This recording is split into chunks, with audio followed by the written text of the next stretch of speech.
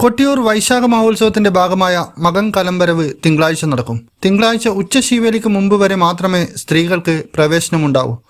തിങ്കളാഴ്ച ഉച്ചശീവേലിക്ക് ശേഷം അലങ്കാരവാദ്യങ്ങളും ആനകളും സന്നിധാനത്തു നിന്നും മടങ്ങും.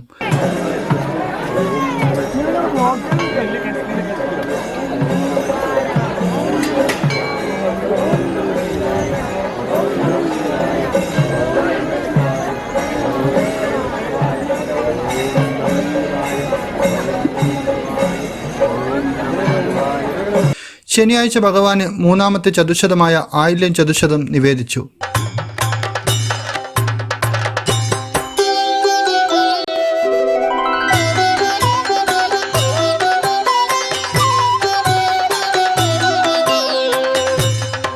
ഉത്സവം അവസാന ഘട്ടത്തോടടുക്കുമ്പോൾ അക്കരെ കൊട്ടിയൂരിൽ വൻ ഭക്തജന തിരക്കാണ് അനുഭവപ്പെടുന്നത്.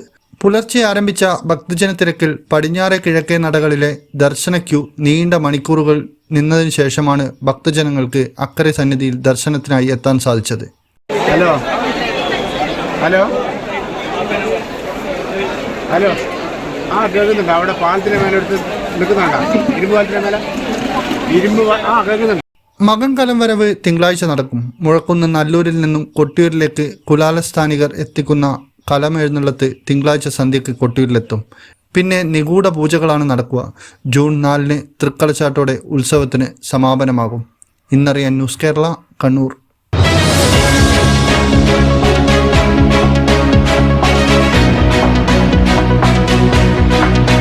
വിവാഹ പർച്ചേസുകൾക്ക് കുറഞ്ഞ പണിക്കൂലിയിൽ സ്വർണം മുൻകൂട്ടി ബുക്ക് ചെയ്യാൻ അഡ്വാൻസ് ബുക്കിംഗ് സ്കീം. പണിക്കൂലിയിൽ 50% വരെ ഡിസ്കൗണ്ട് നേടാൻ മൈ ഗോൾഡ് സേവിംഗ് സ്കീം. പണിക്കൂലി ഒന്നുമില്ലാതെ സ്വർണ്ണാഭരണം സ്വന്തമാക്കാൻ ഗോൾഡൻ ബഡ് സ്കീം. എന്നും വിശ്വസ്തയോടെ സ്വർണം സ്വന്തമാക്കാൻ ആരാധന jewellery, Bangalore and city centre, Kannur, ഫാഹേൽ and Maliya, Kuwait.